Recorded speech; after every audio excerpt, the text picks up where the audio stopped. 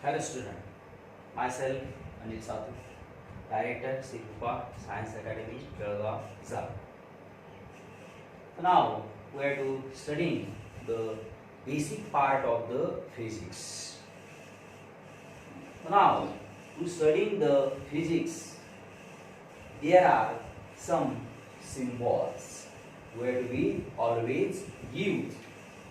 Now, just like in our English, there are alphabets, English alphabets, small alphabets and capital alphabets.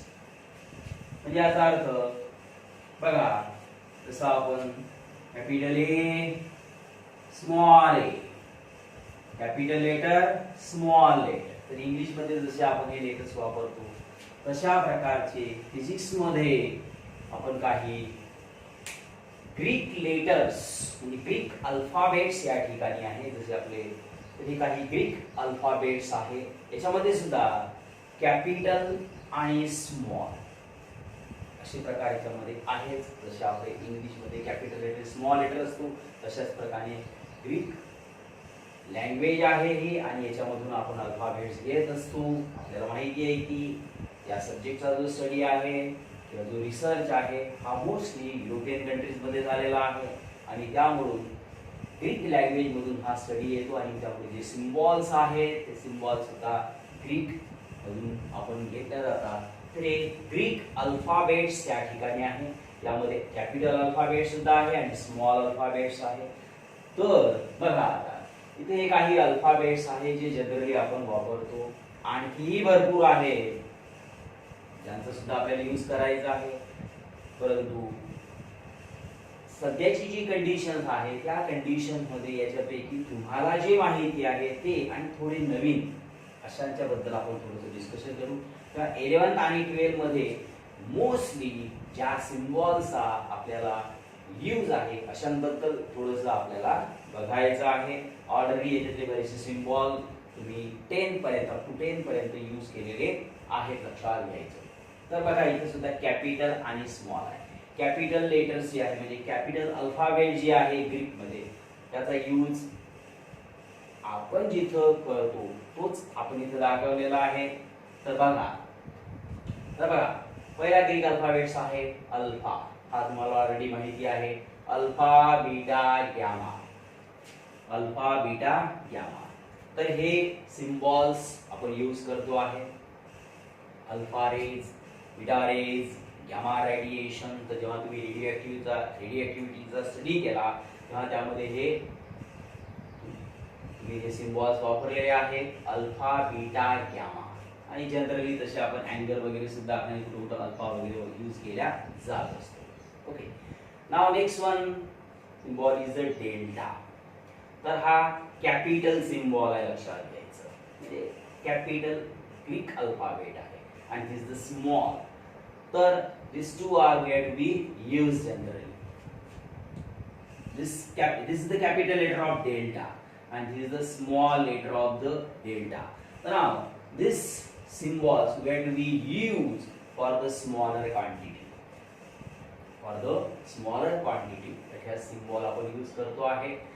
किंवा change जर आपल्याला दाखवायचा असेल एखाद्या फिजिकल क्वांटिटी मध्ये नेमका किती चेंज झाला तो जर दाखवायचा असेल तर आपण या डेल्टाचा यूज करतो. तर हे जे सिम्बॉल्स आहे डेल्टा आहे मॅथ मध्ये आणि फिजिक्स मध्ये दोन्हीकडे यूज केल्या जातात. मॅथ मध्ये जनरली हा सिम्बॉल्स वापरला जातो, या बहुधा दोन्ही सुद्धा वापरल्या जातात. आपल्या सब्जेक्ट मध्ये सुद्धा फिजिक्स मध्ये सुद्धा दोन्ही सिम्बॉल आपण यूज करतो, लक्षात घ्यायचं. Next one is epsilon. बघा असा साधा आपला इंग्लिश मध्ये आपण जसा ई काढतो तशा प्रकारचा आहे. कॅपिटल लेटर्स आपण इथे लिहिलेले नाही. अल्फा जसे आपण इंग्रजी अल्फाबेट्स आहे ABCD तशाच प्रकारचे सुद्धा हे आहे. तर यांचे कॅपिटल लेटर्स आपण लिहिलेले नाही. डेल्टाचा कॅपिटल लेटर आपण इथे राईट अप केलेला आहे, लक्षात घ्यायचं. Next one is epsilon. तर हा असा जस्ट लाईक द ई आपण त्याला राईट अप केलेला आहे. इथे कॅपिटल लेटर आपण यूज करणार नाही, आपल्याला त्याचा यूज नाही, लक्षात घ्यायचं आहे. परंतु आपण त्याचा यूज करणार नाही, आपल्याला त्याचा यूज नाही, म्हणून आपण ज्यांचा यूज आपल्याकडे आहे अशांच आपण म्हणजे ज्यांचं मोस्टली जास्त वर्क जास्त काम आपल्याला आहे असेच आपण बघणार आहोत. तर एप्सिलॉन आहे तर हा असा त्याचा सिम्बॉल आहे. तर जेव्हा आपण इलेक्ट्रोस्टॅटिकचा स्टडी करणार तेव्हा या सिम्बॉलचा यूज इथे केला ते generally permittivity of the given medium त्यासाठी हा सिम्बॉल्स आपण यूज करतो आहे. ते नेक्स्ट वन इज ईटा. तर बघा हा सिम्बॉल कसा आहे, हा एन आहे आणि त्याला थोडासा असा पण स्मॉल लेटर आहे एन आणि हा थोडासा असा खाली आपण याला पुलअप केलेला आहे. काय म्हणायचं याला, ईटा. बरोबर. बरेच जण याला नीटा म्हणतात, नॉट एन, नीटा नाही, ETA, ईटा.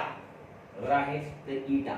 तर मॉड्युलस ऑफ रिजिडिटी, जेव्हा तुम्ही इलॅस्टिसिटीचा स्टडी करणार तेव्हा हे सिम्बॉल्स यूज केले जातील किंवा आणखी भरपूर पॉइंट्स आहेत तिथे 10 सिम्बॉल्स आपण यूज करतो आहे.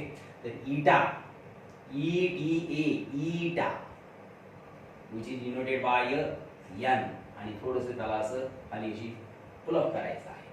ते next one is theta. Next symbol is theta. तर हा ऑलरेडी तुम्हाला माहिती आहे. तर मेजर ऑफ द अँगल दाखवण्यासाठी अँगल थीटा हे तुम्ही नेहमी वापरता. Next one is lambda. हा सुद्धा सिम्बॉल तुम्हाला माहिती आहे. तर that symbol going to be use for the wavelength of the light or the wavelength of the sound. Sound मध्ये, लाईट मध्ये जी वेवलेंथ आहे, वेवलेंथ ऑफ द रेडिएशन, त्यासाठी हा सिम्बॉल तुम्ही यूज करता, लक्षात घ्यायचं. Okay. Next one symbol is mu. बघा हा असा यू आहे आणि असं इकडे याला खाली थोडंसं पुलअप करून म्यू. बरोबर आहे. तर हा म्यू सिम्बॉल आहे, लक्षात घ्यायचं. त्याच्यानंतर म्हणजे जनरली ह्या मायक्रोसाठी आपण या ठिकाणी यूज करतो सिम्बॉल म्यू. नेक्स्ट वन आहे न्यू.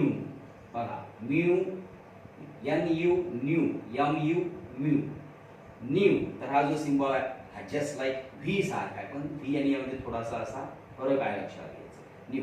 तर फ्रिक्वेन्सीसाठी काय आहे, फ्रिक्वेन्सी जी फिजिकल क्वांटिटी आहे फ्रिक्वेन्सी, त्यासाठी आपण म्हणजे फ्रिक्वेन्सी ऑफ द लाईट, तर यासाठी आपण हा सिम्बॉल यूज करतो, लक्षात घ्यायचं. New. It is read as a new, it is read as a mu. Next one is पाय. पायची व्हॅल्यू तुम्हाला माहिती आहे 3.14 और 22/7. तर खास तुम्हाला ऑलरेडी माहिती आहे, मॅथ मध्ये फिजिक्स मध्ये दोन्हीकडे याचा यूज होतो. Next one is rho, RHO, rho. आणि आपण जसा हा मराठीमध्ये नऊचा आकडा जसा काढतो तशा प्रकारचा हा सिम्बॉल आहे रो. याचा यूज तुम्ही कुठे केलेला आठवा बघा.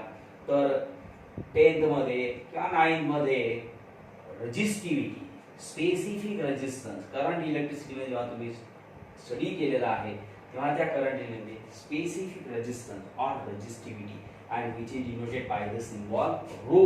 तर रेजिस्टिव्हिटी साठी आपण या सिम्बॉलचा यूज केलेला आहे. नेक्स्ट वन जो सिम्बॉल आहे तो आहे सिग्मा.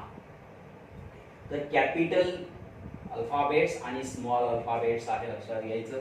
तर हा जो सिम्बॉल आहे सिग्मा, त्याला समेशन सुद्धा असं म्हटलं जातं. तर हा मॅथ मध्ये जनरली तुम्ही वापरलेला आहे, 10th मध्ये, स्टॅटिक मध्ये किंवा बऱ्याच ठिकाणी तुम्ही या सिम्बॉलचा यूज केलेला आहे. आणि हा असा इंग्लिश मध्ये आपण जसा 6 काढतो तशा प्रकारचा हा सिम्बॉल आहे सिग्मा. तर याचा यूज आपण फिजिक्स मध्ये केला जातो. दोन्ही सिम्बॉल्स आपल्या सब्जेक्ट मध्ये यूज केल्या जातात, कॅपिटल आणि स्मॉल. ओके. आणि दोघांचा यूज हा वेगवेगळ्या टॉपिक मध्ये आपण यूज करतो. नेक्स्ट वन इज बघा आता पुढे हे आपल्याला दिसतात 14, 15, 16. आता हे काही सिम्बॉल्स आहेत जे आजपर्यंत तुमचे झाले नसतील किंवा तुम्हाला त्यांना काय त्याचं प्रोनाउन्सिएशन आहे ते सुद्धा तुम्हाला माहिती नसेल. इथपर्यंत जे सिम्बॉल झालेले आहेत हे मोस्टली तुम्ही त्याचा यूज केलेला आहे. आता नेक्स्ट वन आहे फाय. काय आहे बघा, PHI, फाय. तर हा जनरली मॅथ मध्ये काय फंक्शन्स जेव्हा आपण दाखवतो तेव्हा हा यूज केला जातो. तर मॅथ मध्ये आणि फिजिक्स दोन्हीकडे याचा यूज होतो. फाय आहे. तर काय म्हणायचं बघायला, त्याला म्हणायचं फाय. फाय हा सिम्बॉल आपण यूज करतो. नेक्स्ट वन आहे CHI. तर याला म्हणायचं काय. काय म्हणायचं काय. आणि याचा जो सिम्बॉल आहे हा आपण जनरली जो एक्स लिहितो, स्मॉल एक्स, मॅथ मध्ये जो एक्स आपण लिहिला जातो तशा प्रकारचा सिम्बॉल आहे. तर याला CHI काय म्हणायचं, काय, चाय नाही, काय, CHI काय असं याला म्हणायचं. आणि याचं सिम्बॉल बघा जस्ट लाईक एक्स सारखा आहे. जेव्हा आपण मॅग्नेटिझमचा स्टडी करूया तर मॅग्नेटिझमचा स्टडी करताना या सिम्बॉलचा आपल्याला यूज करायचा आहे. Next one is PSI. तर याला काय म्हणायचं बघा आता, तर याला म्हणायचं साय. ह्या सायलेंट आहे इथं साय. ओके, तर हा मॅथ मध्ये सिम्बॉल यूज होतो, लक्षात घ्यायचं. नेक्स्ट वन जो सिम्बॉल आहे तो आहे ओमेगा. नेक्स्ट वन इज आहे ओमेगा. तर हा कॅपिटल अल्फाबेट्स आहे आणि हा स्मॉल अल्फाबेट्स त्या ठिकाणी आहे. तर जेव्हा रेजिस्टन्स बघा, आठवतं तुम्हाला 10th मध्ये ओहम्स लॉ तुम्ही बघितलेला आहे आणि त्यामध्ये रेजिस्टन्स ऑफ द कंडक्टर, तर त्याचा सिम्बॉल तुम्ही हा असा ओहम्सने दाखवलेला आहे. ओमेगा हा सिम्बॉल तुम्ही तिथे यूज केलेला आहे. 4 ohm, 10 ohm, resistance of the wire is 10 ohm. तर हा सिम्बॉल तुम्ही तिथे यूज केलेला आहे, लक्षात घ्यायचं. आणि त्याच्यानंतर हा एक स्मॉल लेटर आहे, ओमेगाचा सिम्बॉल आहे हा. तर असा आपण जसा W काढतो तसा W सारखा, W नाही पण थोडासा वेगळा आहे, लक्षात घ्यायचा. तर जस्ट लाईक W सारखा हा सिम्बॉल आहे. स्मॉल ओमेगा, हा ओमेगा आहे, स्मॉल लेटर आहे, कॅपिटल लेटर, कॅपिटल आणि स्मॉल अल्फाबेट्स हे आहेत. तर याचा यूज जेव्हा आपण व्हेलॉसिटी बद्दल स्टडी करणार, अँग्युलर व्हेलॉसिटी, तर जेव्हा आपण सर्क्युलर मोशन, रोटेशनल मोशनचा जेव्हा स्टडी करू तर तेव्हा त्याच्यामध्ये आपल्याला जेव्हा angular velocity, physical quantity study करावं लागेल तेव्हा ती अँग्युलर व्हेलॉसिटी ही ओमेगाने दाखवली. जसे आपण जी तुम्हाला जी माहिती आहे ती व्हेलॉसिटी म्हणजे ती लिनियर व्हेलॉसिटी आहे ती आपण v ने दाखवतो. ओके, तसं या ठिकाणी आपल्याला अँग्युलर व्हेलॉसिटी ओमेगाने दाखवावं लागते. ओके, तर त्यासाठी हा सिम्बॉल आपण यूज करतो आहे. तर हे काही ग्रीक अल्फाबेट्स आहेत त्यांचा आपल्याला जनरली यूज आहे. ओके, तर यामध्ये मोस्ट ऑफ पुन्हा बघा अल्फा, बीटा, गॅमा, डेल्टा हे यांचा यूज सुद्धा झालेला आहे. त्यानंतर हे दोन बहुधा अजून झालेले असतील, आपल्याला यांचा यूज करायचा आहे. यांची यूज तुमची ऑलरेडी सर्व झालेले आहेतच. ओके, तर फक्त फाय, काय, साय काय हे फाय, काय आणि साय यावरती तुम्हाला लक्ष ठेवायचं. हा सिम्बॉल तुम्ही यूज केलेला आहे. तर आणखी काही अल्फाबेट्स आहेत परंतु त्यांचा उपयोग आपल्याला 12 पर्यंत नाही, तर 12 पर्यंत ज्याचा यूज आपल्याला आहे ते आपण बघितलेला आहे. तर यांचा स्टडी करणे किंवा यांना लक्षात ठेवणे हे अत्यंत कामाचं आहे, लक्षात घ्यायचं. जेव्हा आपण 11th सायन्सला आता येणार तर तेव्हा हे बेसिक प्रत्येकाला माहिती असणं अत्यंत गरजेचं आहे. त्यामुळे सायन्सचा जो स्टडी आहे तो आपला अगदी व्हेरी इझी होणार आणि त्यामुळे आपल्याला जी फार मोठी तयारी करायची आहे JEE आणि नीट या एक्झामची, तर ती स्टडी करताना आपल्याला अत्यंत ती सोप्या पद्धतीनं होईल. त्यासाठी हा जो बेसिक पार्ट आहे तो आपल्याला अत्यंत चांगल्या प्रकारे करणे गरजेचे आहे, लक्षात घ्यायचं. तर सर्व विद्यार्थ्यांनी एक छोटस रजिस्टर, एक नोटबुक करून त्यामध्ये या सगळ्या नोट्स आपल्याला राईटअप करायच्या आहेत. बिलकुल फर्स्ट व्हिडिओ जो आपला होता त्यामध्ये आपण काय काय मेन पॉइंट्स बघितले ते सगळे व्यवस्थित असे राईटअप करून घ्यायचे. वरती नाव द्यायचं physics, basic physics video lecture number 1 आणि त्यामध्ये आपण मेन पॉइंट्स कोणते सांगितले ते सगळे राईटअप करायचे. त्याच्यानंतर सेकंड व्हिडिओ त्यामध्ये काय काय आपण बघितलं ते तुम्ही राईटअप करून टाका.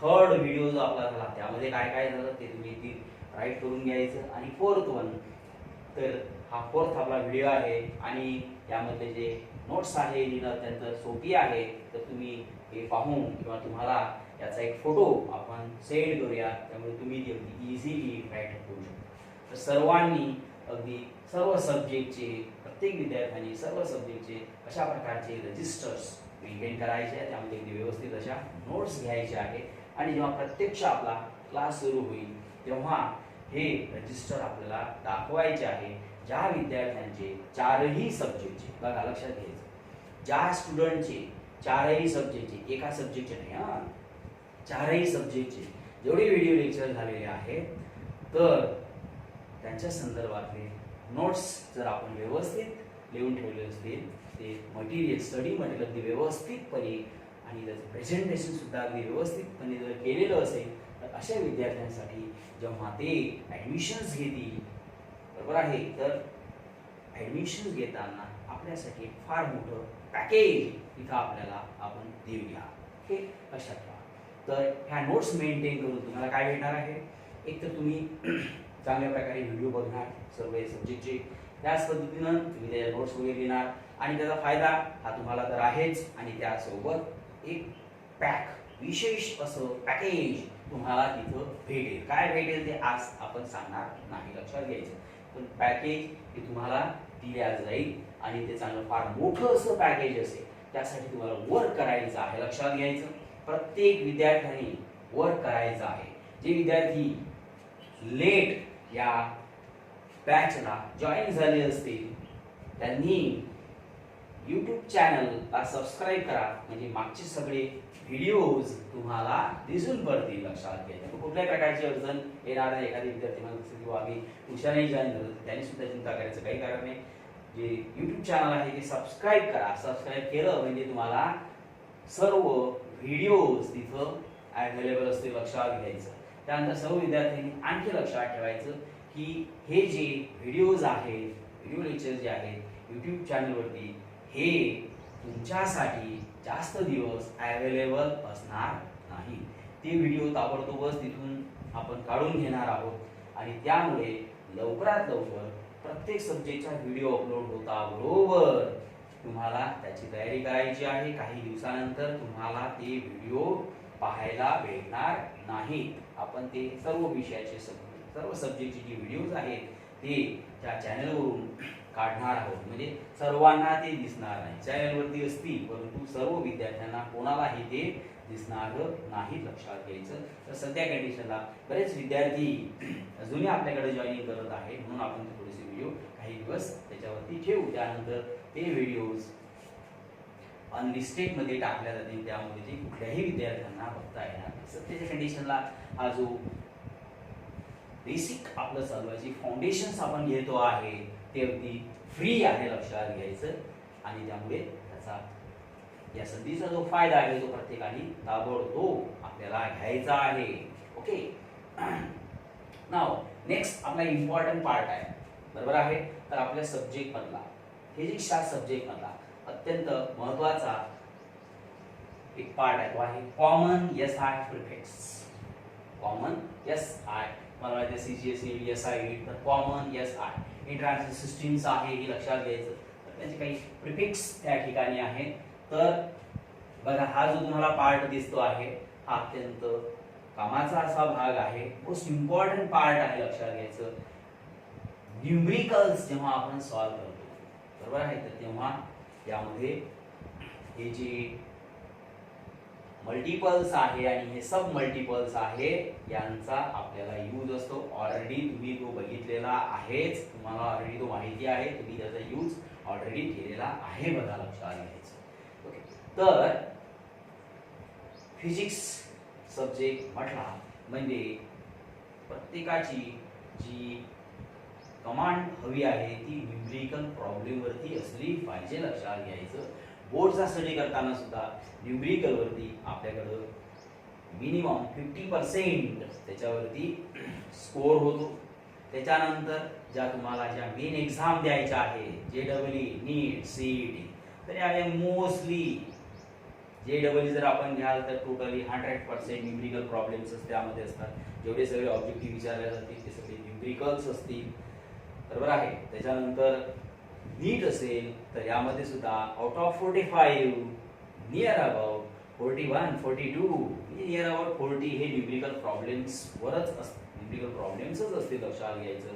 आणि सीईटी मध्ये सुद्धा maximum out of 50 near about 42, 43 हे न्यूमेरिकल्स. म्हणजेच आपल्याला फिजिक्सच्या सब्जेक्टचा तयारी करायचा आहे, म्हणजे न्यूमेरिकल वरती आपली चांगल्या प्रकारे कमांड असली पाहिजे आणि न्यूमेरिकलचा स्टडी करायचा, न्यूमेरिकल सॉल्व करायचे म्हणजे आपल्याला हे काही प्रिफिक्स आहेत आणि ते माहिती असणं अत्यंत गरजेचं आहे, लक्षात घ्यायचं. आणि याचा यूज आपण नेहमी करतो. तर बघा थोडंसं ते इकडचं मी आता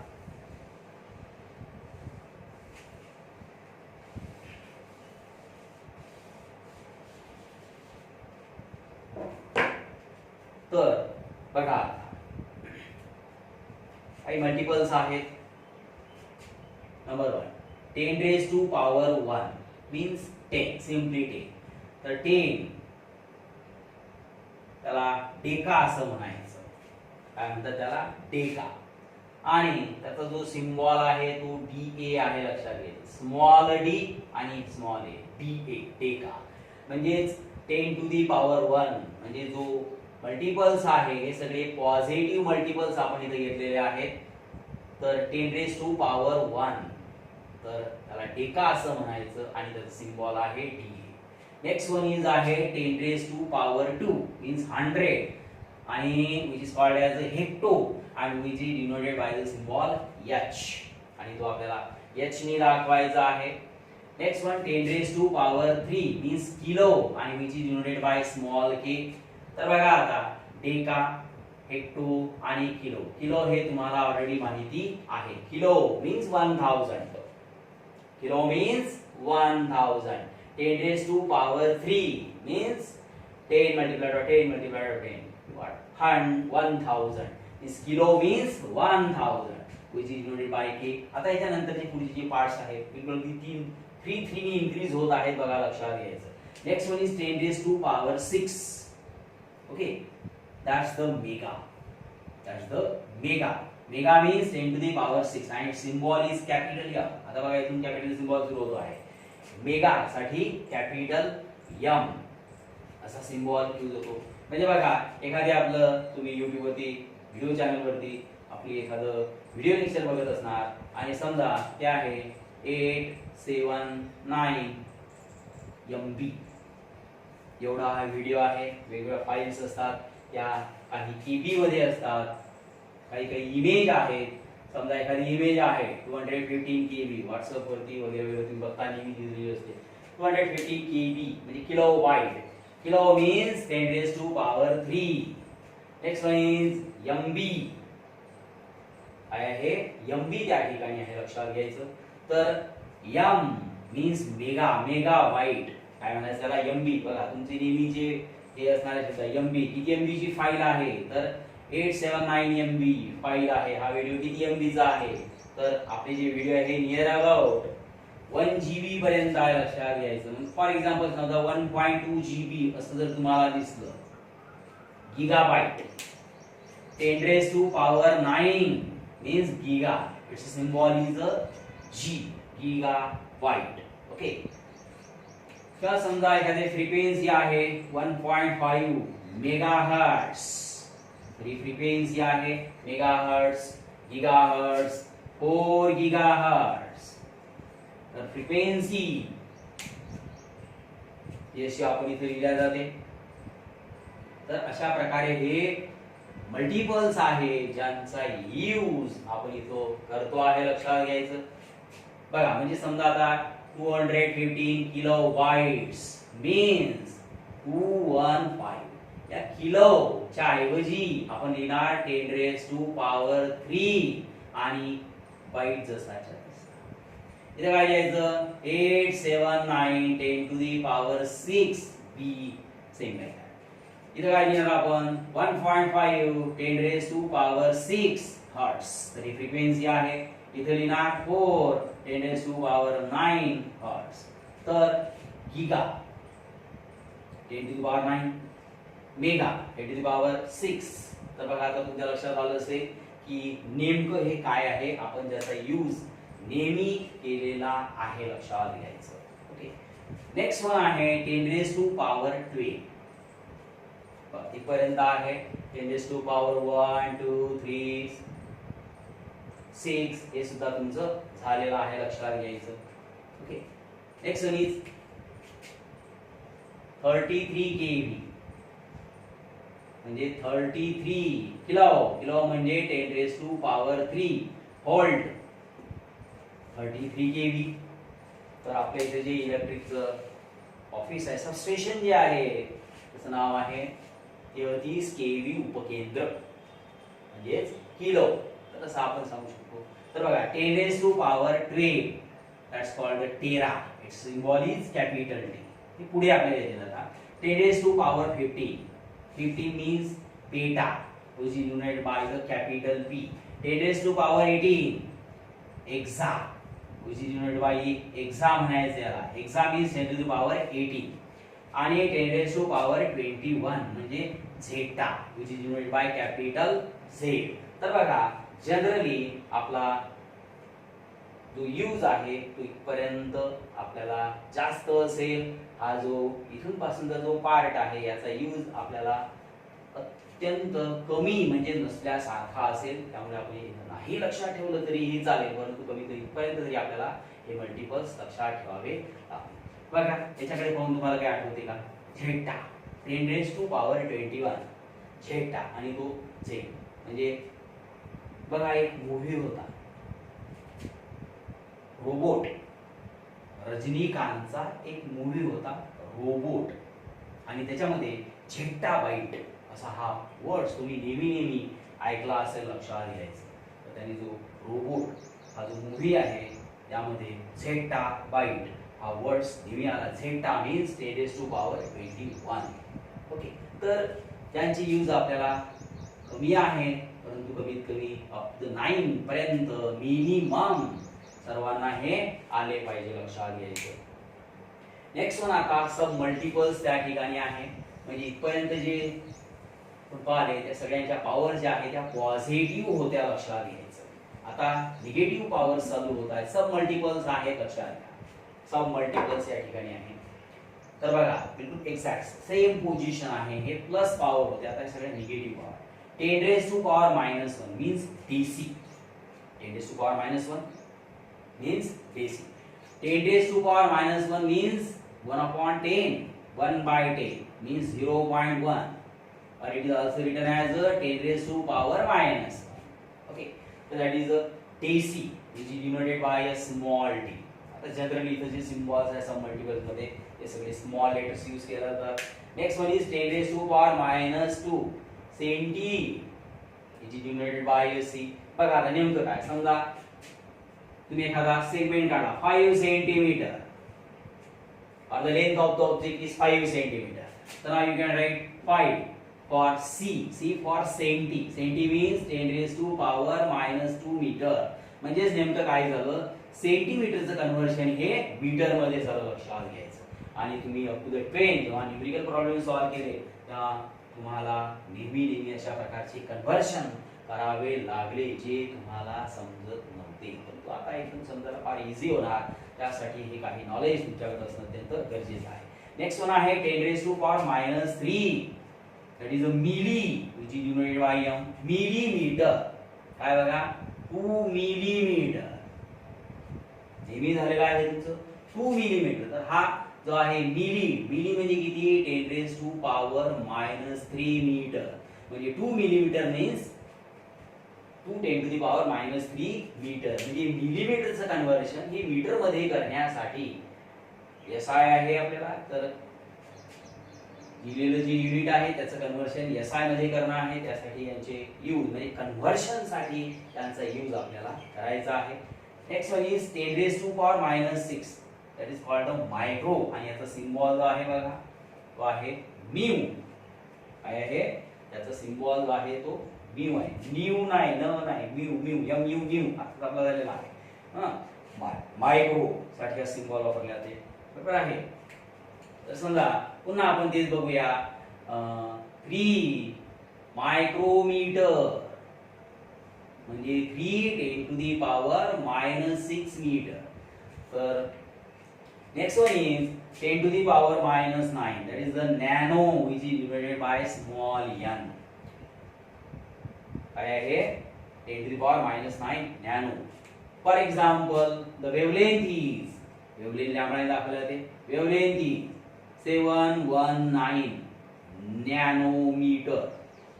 तर वेव्हलेंथचा युनिट मीटर आहे, तुम्हाला माहिती आहे. Nanometre, nano means 10 to the power -9 किंवा नॅनो वरून तुम्हाला नॅनो जी कार होती त्याची सुद्धा आठवण झाली असेल. त्याला नॅनो का म्हणत होते थोडासा विचार करा. Next one is 10 raise to power -12, it's called pico. आणि तो स्मॉल पी न दाखवायचं. तर जेव्हा आपण इलेक्ट्रिक मध्ये कंडेन्सरचा स्टडी करणार आहोत तेव्हा त्याची कॅपॅसिटी जेव्हा आपण यूज करणार तेव्हा तिथे pico farad. The capacity of the condenser is, for example, 10 picofarad. Pico means 10 to the power -12. तर बघा हा नेहमी यूज मध्ये असणारे काही सब मल्टिपल्स आहेत. Next one 10 to the power -15 means femto, which is denoted by small a. Then 10 to the power -18 atto, which is denoted by a small a. And next one 10 to the power -21 Z2, which is denoted by small z. हा capital Z आहे आणि हा small z आहे. म्हणजे सब multiple जे आहे ते generally small लेटरने आपण दाखवलेले आहेत. ओके, तर बघा जे मल्टिपल्स आहे हे नियर अबाउट गिगा पर्यंत सर्वांना आले पाहिजेत. आणि त्याच्यानंतर जे सब मल्टिपल्स आहे हे नियर अबाउट आपल्याला या फेमटो पर्यंत मिनिमम पिको और फेमटो पर्यंत आपल्या लक्षात आले पाहिजे. तर अशा प्रकारचे जेव्हा आपण कन्वर्शन करणार तर त्यासाठी यांचे यूज आहेत. तर हे काही मल्टिपल्स आणि सब मल्टिपल्स आहे, SI प्रिफिक्स आहे आणि this the most important part in our subject. आता आपण नेक्स्ट थर्ड पार्ट कडे जाऊया. काही सब इम्पॉर्टंट कॉन्स्टंट आहे. तर फिजिक्सचा स्टडी करताना काही फिजिकल क्वांटिटी अशा असतात की ज्या कॉन्स्टंट असतात. तर त्यांच्याबद्दल थोडंसं आपण डिस्कशन करूया. या ठिकाणी आपण काही फिजिकल क्वांटिटी बघितलेल्या आहेत, काही कॉन्स्टंट आहेत. त्यापैकी बरेचसे तुम्हाला माहिती आहेत आणि काही थोडेसे आपण त्यामध्ये न्यूली इन्व्हॉल्व केलेले आहे. आणखीनही बरेचसे आहेत लक्षात घ्यायचं. परंतु मेनली ज्याचा यूज आपल्याकडे होतो ते आपण बघितलेले आहे. तर बघा बरेचसे तुम्हाला माहिती आहे, जे माहित नसतील ते पुढे आता नेहमीसाठी आपल्याला येणार. आणि हे जे कॉन्स्टंट आहे ह्या ज्या व्हॅल्यूज आहेत ते आपल्याला नेहमी आठवल्या पाहिजे. जेव्हा आपण न्यूमेरिकल प्रॉब्लेम सॉल्व्ह करणार तेव्हा हे जे कॉन्स्टंट आहे हे आपल्याला नेहमी आले पाहिजे, नेहमी लक्षात राहिले पाहिजे, ज्यांचा आपण नेहमी यूज करतो. बघा जसं तुम्हाला माहिती आहे speed of light in vacuum. Speed of light in vacuum प्रत्येकाला माहिती आहे. 9-10 मध्ये तुम्ही लाईटचा स्टडी केला तेव्हा speed of light c is equal to 3 × 10⁸ meter per second. So now you know that the speed of light in a different medium is a different one.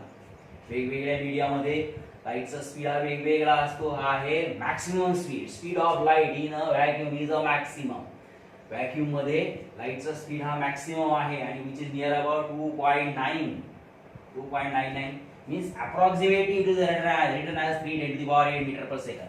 सगळ्यांना माहिती आहे speed of light in a vacuum or air मध्ये असेल तरीही आपण speed ठेवू. म्हणजे media air असेल किंवा मीडिया व्हॅक्यूम असेल तर अप्रॉक्सिमेटली दोघांसाठी जो स्पीड आहे तो आपण सारखाच घेतो 3 × 10⁸ मीटर पर सेकंड. नेहमी यूज होणारा कॉन्स्टंट आहे जो ऑलरेडी आपण यूज केलेला आहे. नेक्स्ट वन कॉन्स्टंट आहे charge on electron.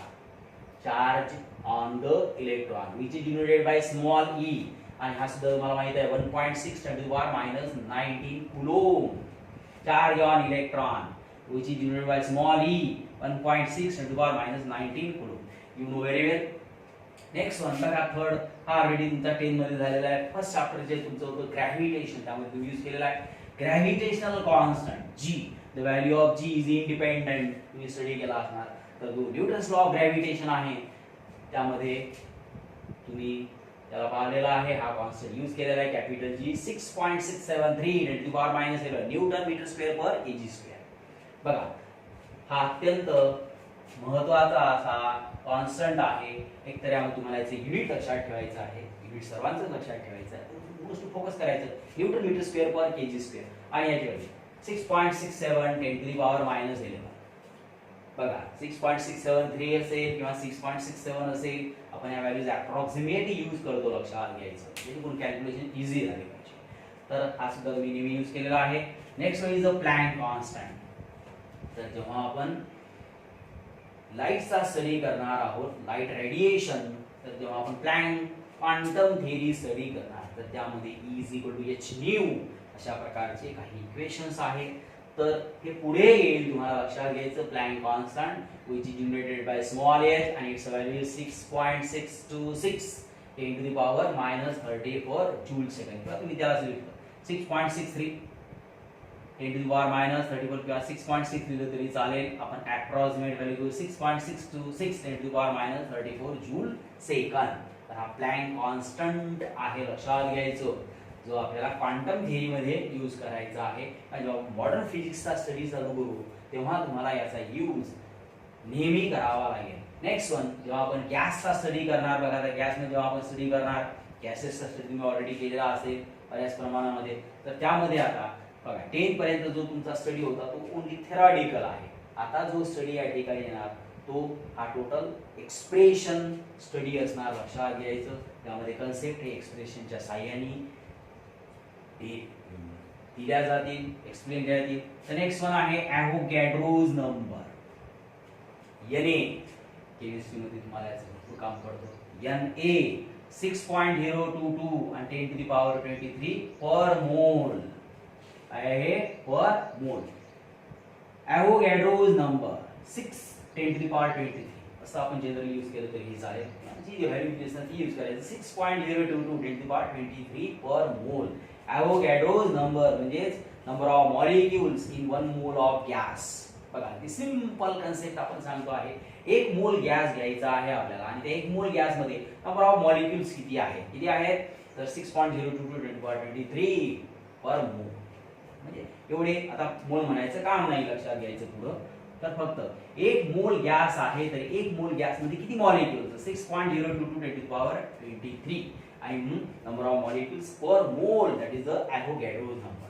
Next one is universal gas constant. Capital R ने दाखवला जातो 8.314 जूल पर मोल केल्विन. बघा जूल पर मोल केल्विन हा आहे युनिव्हर्सल गॅस कॉन्स्टंट. तर जे आयडियल गॅस इक्वेशन आहे PV is equal to RT. बघा काय इक्वेशन आहे, तुम्ही इक्वेशन तुम्हाला माहिती आहे. PV is equal to RT for 1 mole of gas. The ideal gas equation for 1 mole, the ideal gas equation PV is equal to RT. Or for the air mole of gas, PV is equal to nRT. mu RT असं तर आपण लिहिलं आहे. तर gas study करताना यांचा use आपल्याकडे होतो, लक्षात घ्यायचं. आता पुढचे आणखी काही 3 क्वांटिटीज आहेत ज्या आपल्या मॉडर्न फिजिक्सचा स्टडी करताना तुम्हाला ते येतील आणि ऑलरेडी माहिती आहे. मास ऑफ द इलेक्ट्रॉन, न्यूट्रॉन आणि प्रोटॉन. तर आपल्याला ॲटमचा स्टडी करायचं तर ॲटम मध्ये इलेक्ट्रॉन, प्रोटॉन, न्यूट्रॉन हे आहे. तर मास of the electron 9.1 10 to the power -31 kg ही प्रत्येकाला माहिती असणं गरजेचं आहे. मास ऑफ द इलेक्ट्रॉन, कारण जो स्टडी करतो मेनली तो इलेक्ट्रॉनचा स्टडी केला जातो आणि त्यामुळे त्याचा मास प्रत्येकाला माहित असणं गरजेचं आहे. Me mass of the electron 9.1 10 to the power -31 kg. Next one mass of the neutron. Electron negatively charge particle आहे, न्यूट्रॉन चार्जलेस आहे आणि प्रोटॉन हा पॉझिटिव्हली चार्ज आहे, लक्षात घ्यायचं. तर मास of the neutron 1.675 10 to the power -27 kg आणि mass of the proton MP 1.673 10 to the power -27 kg. म्हणजे बघा आता या दोघांवर आपल्या काय लक्षात येते की मास of the neutron and mass of the proton is the same, near about same. आणि म्हणून जनरली जेव्हा आपण सांगतो तेव्हा सांगताना काय सांगितलं की मास of the neutron and mass of the proton becomes the same. Mass of the neutron and mass of the proton becomes same असं आपण कन्क्लुजन घेत असतो. बरोबर आहे. तर नेक्स्ट आहे electron charge to mass ratio. म्हणजे काय, चार्ज ऑन इलेक्ट्रॉन आपण तो स्मॉल ई न दाखवला जाते. Charge on electron small E न दाखवायचं आणि mass of electron, charge on the electron, mass of the electron Me. तर बघा each value 1.6 10 to the power -19 kilo आणि mass of the electron 9.1 10 to the power -31 kg. तर या दोघांचा ratio घ्यायचा म्हणजे 1.6 10 to the power -19 coulomb divided by 9.1 10 to the power -31 kg. And the answer is 1.759 10 to the power 11 plus 11 coulomb per KG. Charge coulomb मध्ये measure होतात आणि mass kilogram मध्ये, म्हणजे कुलोम पर केजी. तर charge to mass ratio, charge to mass ratio of electron. इलेक्ट्रॉनच्या संदर्भातला हा ratio आहे, लक्षात घ्यायचं. जर न्यूट्रॉन प्रोटॉन घेतले तर ह्या व्हॅल्यूज या वेगळ्या आहेत, तर त्याचं आपल्या जनरली काम पडतं. नेक्स्ट वन, जेव्हा आपण इलेक्ट्रोस्टॅटिकचा स्टडी करणार आहोत तर त्यामध्ये इलेक्ट्रिक फील्डचा जो कॉन्स्टंट आहे तो आहे permittivity of the free space. तर which is denoted by epsilon 0. हा सिम्बॉल एप्सिलॉन आता झालेला आहे, आपला ग्रीक लेटर्स आहे एप्सिलॉन 0, बरोबर आहे. तर that 0 way to be for the free space. Free space means vacuum or air. Vacuum किंवा एअर असेल तर त्यासाठी आपण त्याला फ्री स्पेस असं म्हणायचं. Permittivity, this is the constant of the electric field. Permittivity of a free space epsilon 0 and its value is 8.85 10 to the power minus 10 coulomb square per Newton meter square. तर ही जी value आहे ही most important value आहे permittivity of a free space. 8.85 10 to the power minus 10 coulomb square per Newton meter square. तर permittivity of the given medium, मग आपल्याला आता इथनं cut होणार, बरोबर आहे. मग त्याला फक्त एप्सिलॉन आणि त्याची व्हॅल्यू आता ही असणार नाही, वेगळी असणार. हे फक्त फ्री स्पेसची व्हॅल्यू लक्षात घ्यायचं, एप्सिलॉन 0. तर permittivity of the given medium ही वेगवेगळी असेल. तर इलेक्ट्रिक फील्डच्या संदर्भात असणारा हा एक कॉन्स्टंट आहे. नेक्स्ट वन, आता मॅग्नेटिक फील्ड च्या संदर्भात असणारा हा आणखी एक कॉन्स्टंट आहे, तो आहे परमियाबिलिटी ऑफ फ्री स्पेस. काय आहे? Permeability of the free space. तर परमियाबिलिटी साठी आपण सिम्बॉल यूज करणार आहे म्यू, आणि हा जो 0 तुम्हाला दिसतो same like that free space. Free space म्हणजे व्हॅक्यूम नाहीतर एअर, त्यासाठी आपल्याला त्याला आपण फ्री स्पेस कंबाइनली म्हटले जाते. तर permeability of free space, its symbol is mu 0 is equal to 4 pi 10 to the power minus 7 weber per M. काय ते? Weber per ampere metre, weber per M. तर असं त्याचं युनिट आहे. तर इलेक्ट्रिक फील्डचा आपल्याला स्टडी करायचा आहे, तर इलेक्ट्रिक फील्ड मधला कॉन्स्टंट आपल्याला नेहमी यूज करावा लागेल. मॅग्नेटिक फील्डचा कॉन्स्टंट यूज करावा लागेल, आणि त्यानंतर ग्रॅव्हिटेशनल फील्ड यामधला हा कॉन्स्टंट आहे. तर तीन फील्ड आहे, ग्रॅव्हिटेशनल फील्ड, इलेक्ट्रिक फील्ड आणि मॅग्नेटिक फील्ड. या तीनचा मेजर स्टडी आपल्या सब्जेक्ट मध्ये होतो, लक्षात घ्यायचं. आणि त्यामुळे ते जे तीन कॉन्स्टंट या संदर्भात आहे ते आपल्याला लक्षात ठेवणे अत्यंत गरजेचे आहे. आणखीनही बरेच काही कॉन्स्टंट आहेत जे आपल्याला पुढे येतील. ओके, तर इथं आपण थांबूया.